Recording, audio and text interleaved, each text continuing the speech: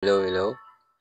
Welcome back to my channel. So, meron na naman tayong bagong CAD tutorial. So, for today's video, ang ating activity is activity number 4. So, sa activity na to, given yung ating dimensions and some angles, pero wala tayong coordinates. Ngayon, meron dito mga tricky part, which is this one. Itong triangle na to. This triangle and also this arc. So, yung arc kasi natin dito is meron tayong radius which is 3. But, yung ating center is naka-offset. Yung center natin wala siyang coordinates. Then, for the arc, yung arc, yung arc natin is meron tayong dimensions pa ng end to end niya. No? So, yung may trick tayo para dyan. So, ito. So, without further ado, let's start. So, mag-start tayo dito sa square na to, which is 2 by 2 point, hindi pala siya square. No? So, rectangle siya. Kasi 2 by 2.75. And start tayo rin. So,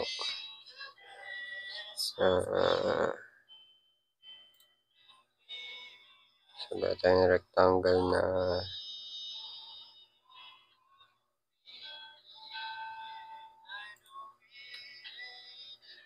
so 2.75 by 2.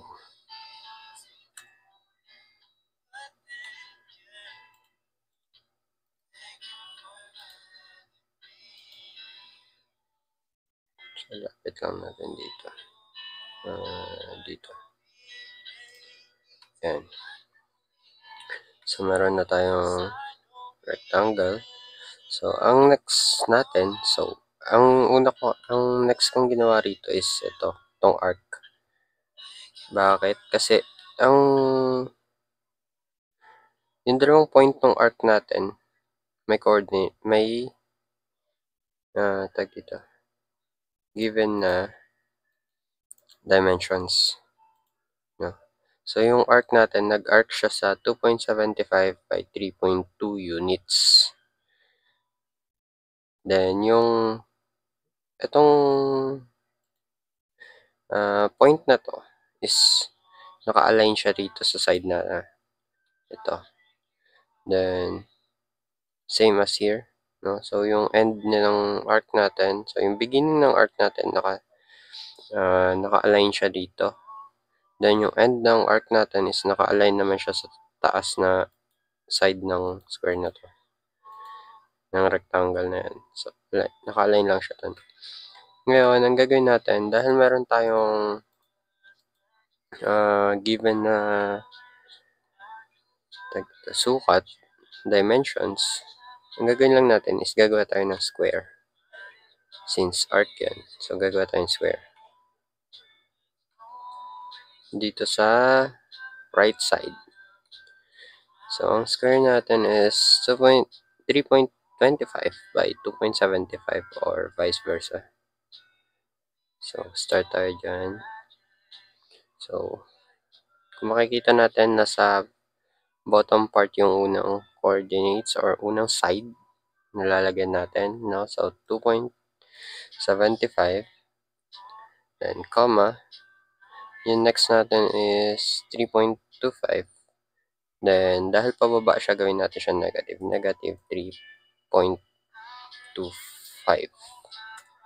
Yan. Again, x and y coordinates lang yan. So, nasa x-axis kasi yung sa top natin. Kaya, negative para bumaba yung rectangle natin.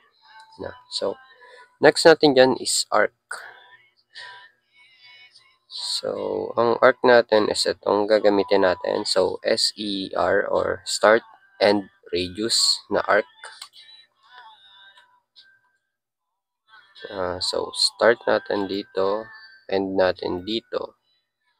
Then, yung radius natin is 3. So, ayan. So, ayan na. May arc na tayo. Ngayon, trim na lang natin yung excess lines.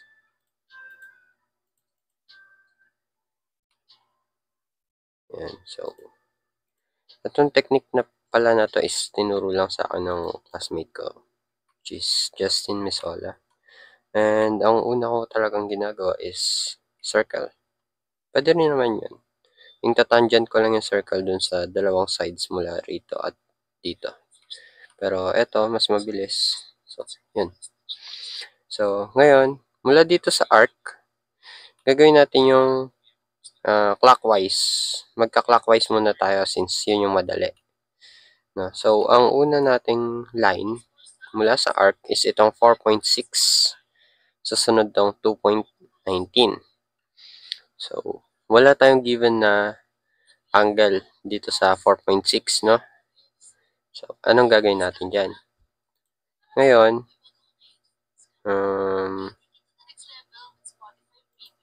yan. So, kung makikita, off muna natin itong dimension. So, kung makikita natin, meron tayong dalawang triangle dyan. So, kung maglalagay tayo ng horizontal dito at sa taas at sa baba, so, dalawang triangle yan na may parehas na angles. So, paano yung parehas na angles?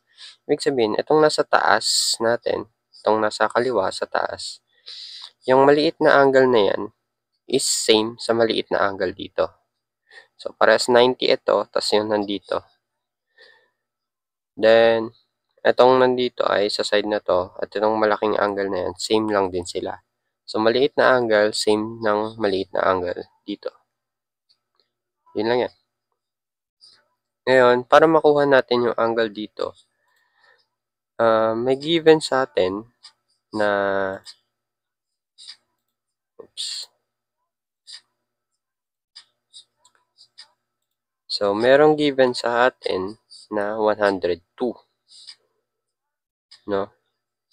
So, para makuha natin yon, ima-minus lang natin yung 90 since may horizontal tayo dito. Since may horizontal tayo dyan, so 102 total angles mula sa 90 degrees. So, 102 minus 90 is 12. So, meron tayong 12 degrees dito.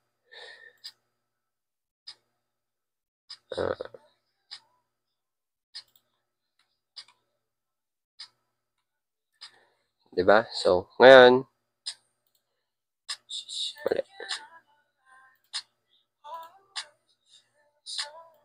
ayan. So, dahil may 12 degrees tayo dito, ibig sabihin, ito nandito is 12 degrees din. Ngayon, ang next natin gagawin is, yung 12 degrees na yon, since horizontal to, ima-minus lang natin sa 180 para makuha itong angle dito. Yan. So, makuha natin yung angle ng mula rito hanggang, actually, yung horizontal line dito. So, kasi meron tayong, so, imagine nyo ito yung center natin. Ito yung nasa cursor. So, yan yung center natin. It means yung horizontal sa kanan niya, which is dito sa side na to, is yung 0 degrees. Yan. So mula dito, pa kanan, that's 0 degrees. No? Kung tingnan nyo sa cursor, merong 0 degrees yan. So, dyan parati mag-i-start yung arc, ay yung angle kapag ka maglalagay tayong dimensions, no? So, from 0 hanggang dito sa kabilang to is 180. Pero dahil mayroon tayong 12 degrees dito, at ito yung hinahanap natin, itong side na to, ma-minus lang natin sa 180 yung 12 na nakuha natin kanina. So, 180 minus 12 is 168. So, balik natin yung dimensions.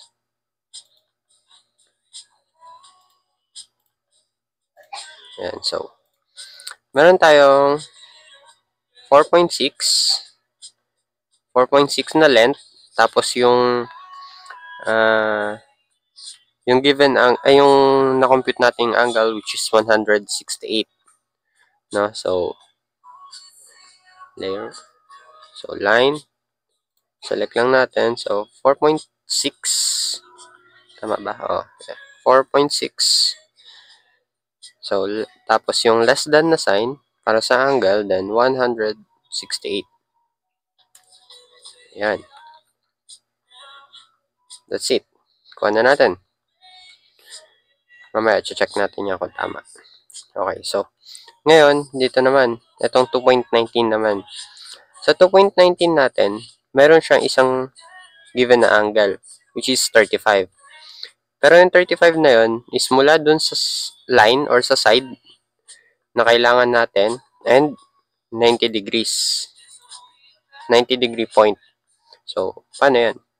Madali lang yan. Magpa-plus lang tayo. So, eto, 90 degrees, di ba, mula 0 hanggang dito, is 90 degrees. So, 0, 90, plus 35 is 125. Yun na yan. So, 2.19 at 125 degrees.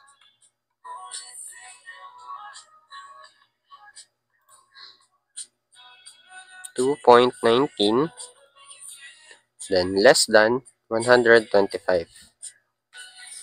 Yan. So, next natin is itong line na to.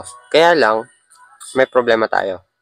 Ngayon, dito sa line na to, walang given na sides kung gano'n siya kahaba, and wala ring given na angle kung saan siya nakaturo. So, ang approach ko dyan is puputulin ko rito.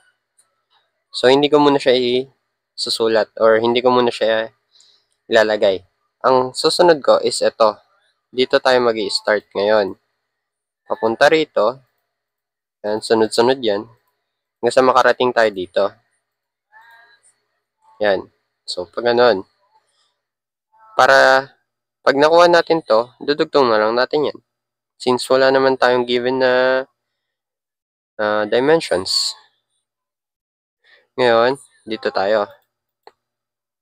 Kung makikita nyo, hindi rin given yung specific angle netong line na to. Hindi rin given yung specific na haba niya. So, ang given lang dyan is yung taas niya. Vertically. Diagonal siya. So, paano yan? Ngayon, ang gagawin natin is triangle. Magdodrawing tayo ng triangle dyan. Gagawa lang tayo ng vertical and horizontal lines. Mula doon sa mga specific points ng beginning and ending ng ating lines. So, ito yung end, ito yung beginning niya, ito yung nasa baba. So, gagawa lang tayong triangle dyan. Yan. So, ginawa ko na rin tong kabila. So, ngayon, paano natin kukunin yung angle? So, di ba may nakuha tayong dalawang triangle dyan. So, ang una ko kasing kinuha dyan is naglagay ako ng vertical line. Ito. So, naglagay ako ng vertical line dyan, pababa, mula dun sa taas, pababa. Then, kinuha ko tong base na to. Since pantay dyan, dyan nag-end kasi yung triangle natin, no? Ayan, no? So, dyan siya nag-end. So, yan na. Isang triangle na yan. Ngayon, ito, dahil dito nag-end yung isa, wala rin kasing angle yung, wala rin specific angle to eh. Pero, yun. Ngayon, nilagyan ko rin siya ng isang horizontal line dito para makabuo uli ng isa pang triangle. No? So, dalawang triangle ang meron tayo. Yan. So, dalawang triangle yan. Ngayon, kung titingnan nyo yung triangle sa kanan, familiar siya. So, itong triangle na to is madalas nating makikita sa 30, 60, 90. No, yung mahabang triangle na ginagamit sa drafting. So, assume natin yan na 30, 60, and 90 degrees to. So, try natin sukatin. So, ito, at ito, ayun, no, 30 degrees siya. Diba? Ang galing manghula. Then ito. At ito. Uy, 60. Ang galing ko talaga manghula. Pero hindi, seryoso. Ito kasi, basta kailangan nyo lang matandaan yung 30, 60, 90, tsaka 45 degrees triangle, tsaka yung equilateral. Basta mamumukaan nyo na lang siya pagka familiar na kayo. Ito kasi is, hindi ko kayang i-explain, pero nahulaan ko siya at dahil nakita ko yung similarities nila.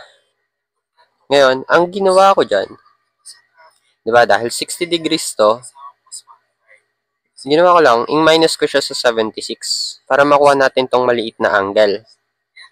Tama? So, 60 minus 76 is 16. So, 60 minus 76 is 16. So, nakuha na natin yung angle na maliit dito. Ngayon, katulad nung ginawa natin sa baba, which is ito. So, dahil 12 to, 12 din yon. Ngayon, lalagyan lang natin siya ng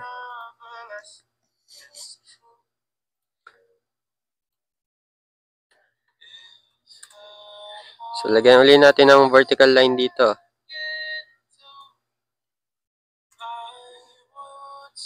Yan. So, may vertical line tayo yan. So, ngayon, itong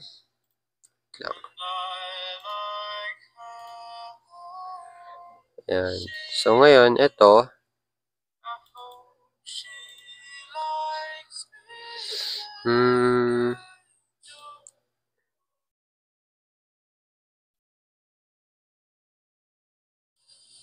ayan.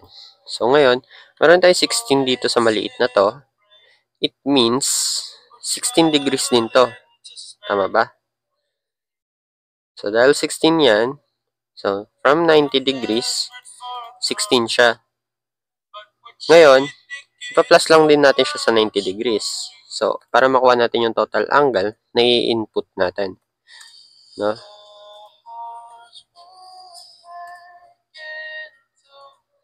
Okay, so 16 plus 90 is 106. Check natin. So, mula 0 hanggang doon sa angle natin, 106 daw. Uy, magic. Okay, so 106 yung angle natin, no?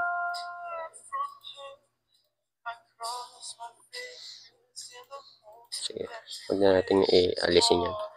So, dito, pag ganun, 106.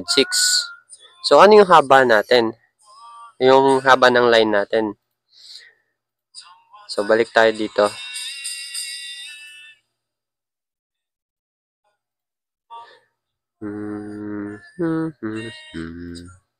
Okay. So, balik tayo. So, meron daw tayong 16 degrees dito. Then, meron tayong adjacent line. Ito, adjacent line.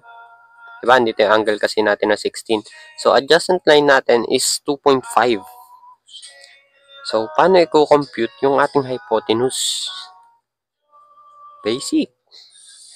2.5 divided by cosine 16. Na yun.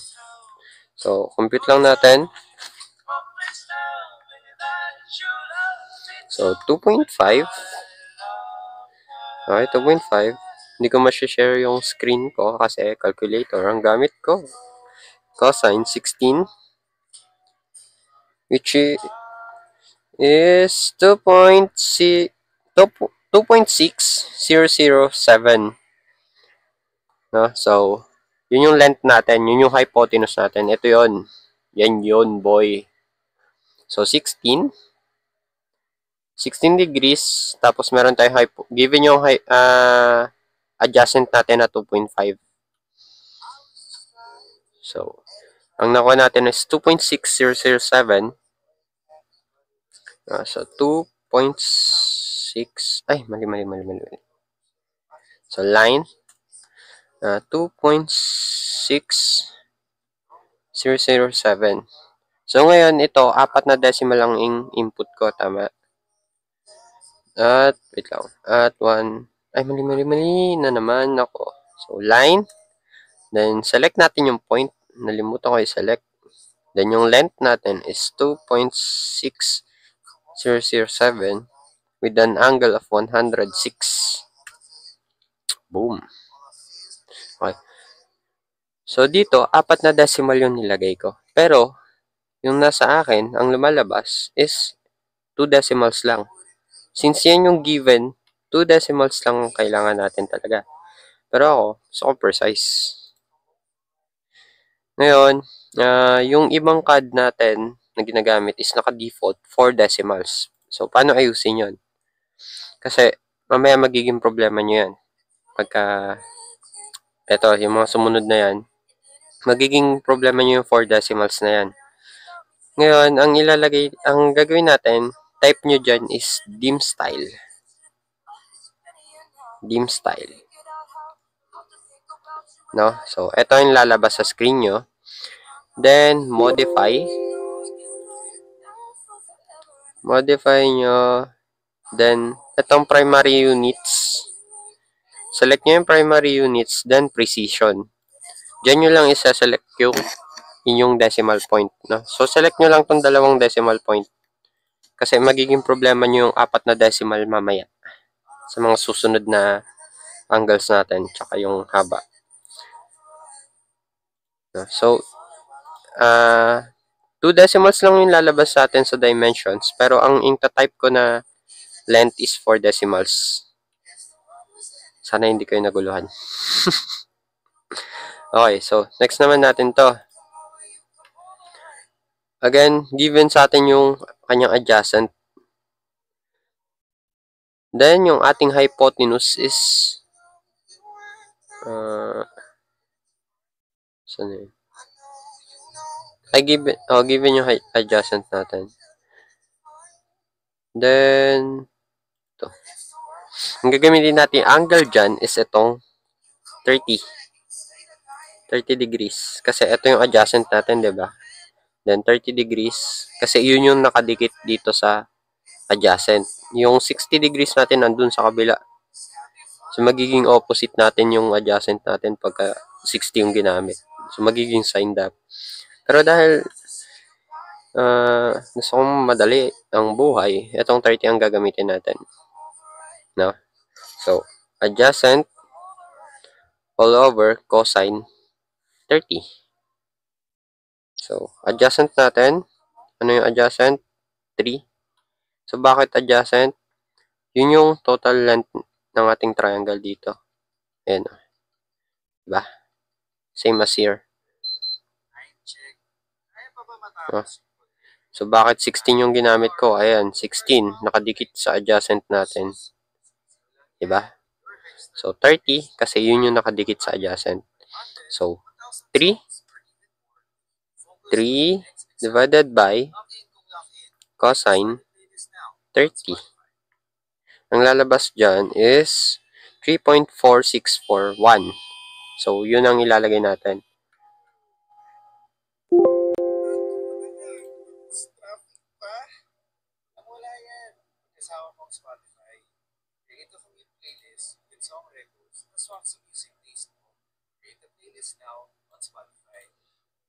Okay, so, line.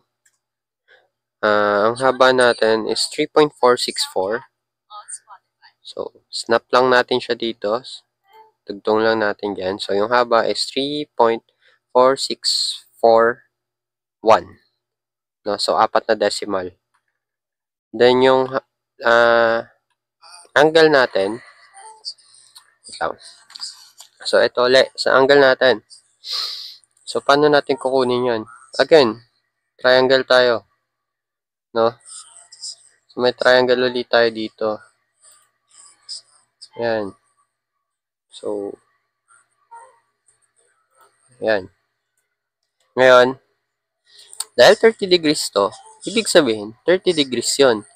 Then, itong nasa taas niya, total length niyan is, total degrees niyan is 180.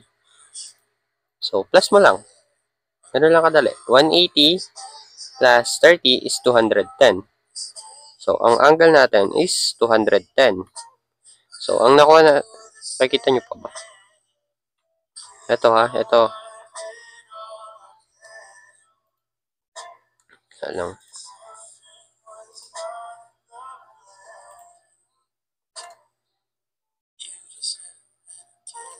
Ayan. So, 30 dito, ibig sabihin 30 rin yun. Yung maliit na angle na yun. Tama? So, 30, 30. Kung 60 ito, 60 yun dito. Then, imagine nyo na lang, ito. Ito, tong side na to, tsaka ito, total niyan 90. 90 degrees. So, 60 itong sa kabila. So, 30 ito. Yun lang yun. Plus minus. Tama? Okay, so 30 plus 180 is 210. So, ano natin? 210. So, again, ano yung length natin? 3 divided by cosine 30. So, nakuha natin doon is 3.4641. 3.4641. So, with an angle of 210. So, tanan! Magic! So, next natin is basically horizontal line with a 2.25 na haba. So, 2.25 at an angle of 180. Bakit 180? Kasi mula dun sa first point, pupunta tayo sa kaliwa. Horizontally. Yeah. So, escape. So, meron ulit tayong triangle dito. No?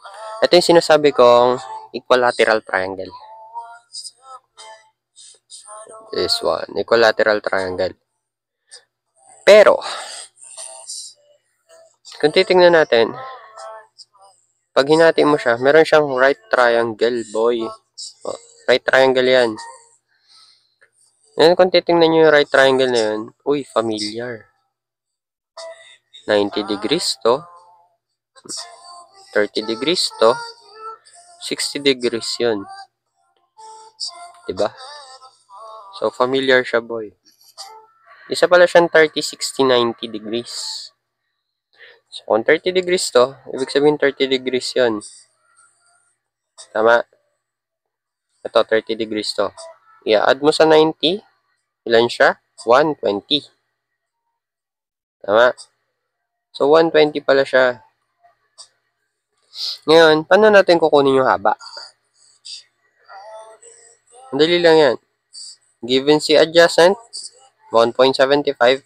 Given si opposite, 1. No? So, anong nawawala? Anong kailangan natin? Hypotenuse. So, ano ba yan? Pythagorean. So, square root of 1.75 squared plus 1 squared is equals to 2.01556 or 2.0155 155 mali, 2.0156 pala. No? So, ang nakuha is, so, line natin, first point, 2 point,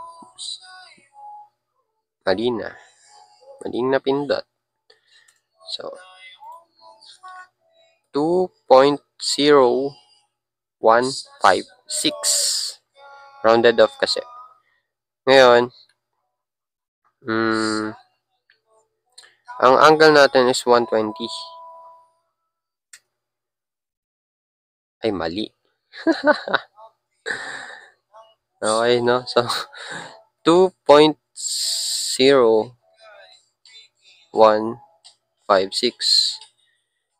less than 120. Less than is for angle. So, ayan. Then, connect lang natin dyan. So, check nga natin. Feel ko may mali dito.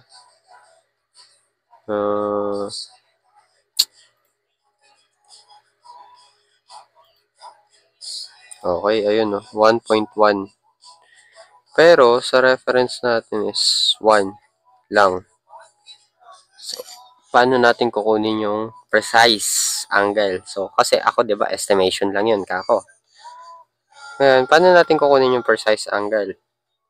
Ngayon dito, given si opposite at adjacent. So, paano kukunin ang angle with opposite? Using opposite and adjacent? Tama, arctan. So, arctan, opposite. Anong opposite natin is 1 over adjacent, 1.75.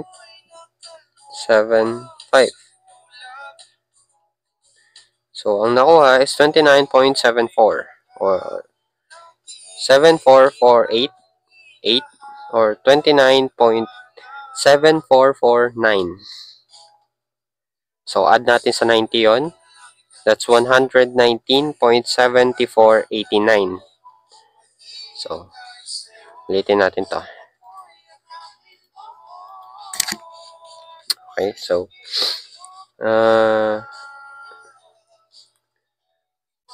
round off na lang natin sa 2 decimal places to. So, ang line natin, ang haba ng linya natin is 2.02 with an angle of 119.7489.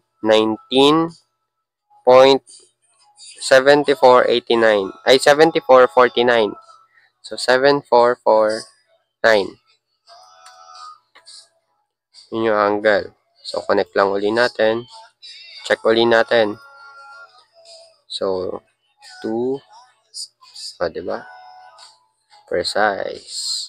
So, ganun lang yan. Pag hindi nyo nakuha, gamit ang estimation, compute lang kayo.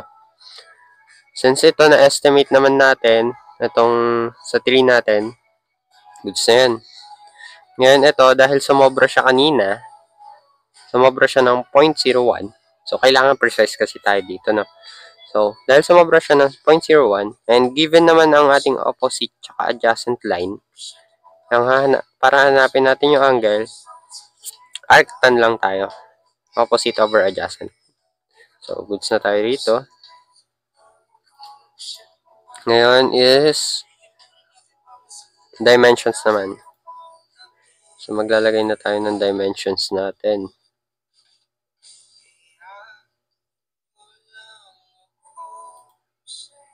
Yan. So, dimensions. Paano ba maglagay ng dimensions? Easy. Unahin muna natin yung mga straight lines. So, ito, click natin tong dimensions. So, drag natin pataas.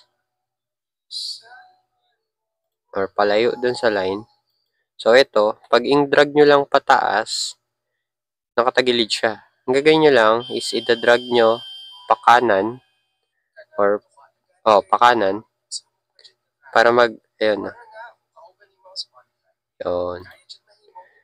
Same here.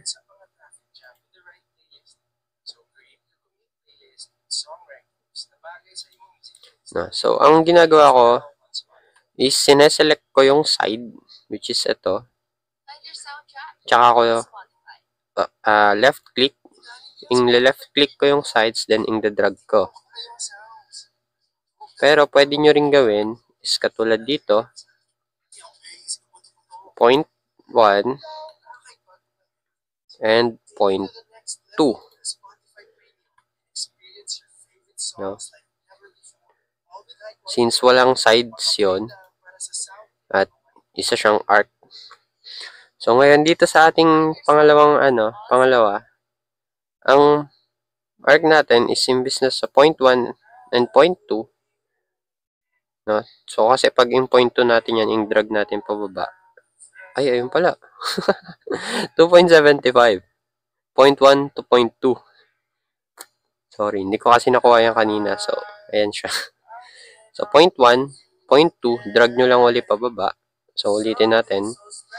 0.1, 0.2. Ayan. So, Then, drag nyo. Pag drag nyo palabas, ganyan lang siya. Ang gagawin nyo, pag lagpas nyo siya dito sa extension line, sa taas, mag-horizontal yan. Pag lagpas nyo siya sa extension line dito sa baba, mag-vertical siya. So, vertical yung kailangan natin. Same as here. No? Pwede nyo siyang i-vertical, pero kasi ang given sa atin is naka-diagonal siya. So, ida-diagonal na lang natin. Same here. No? So, ginagaya lang natin yung mga dimensions doon. So, ngayon, dito, meron tayo ito. So, paano gawin yan? Wait lang. Tapusin muna natin to. Tapos dito, sa mga nagtatanong, may mga nagtatanong kasi sa akin, paano raw gawin tong X na to? Ay, yung cross na yan for the center line. Actually, kusa siyang lalabas pagka in-click nyo yan, di ba? Radius. Pag in-click nyo yan, ayun siya. Wait lang. So, pag in-ganon nyo siya, hindi lalabas yan pagka nasa loob. Pero pag nasa labas, ayun o. Kung mapapansin nyo, ito dito sa part na to, ayan. Ayan siya. Lumalabas siya ng kusa. Ayan. So, kiklik nyo lang yung circumference, then drag nyo palabas.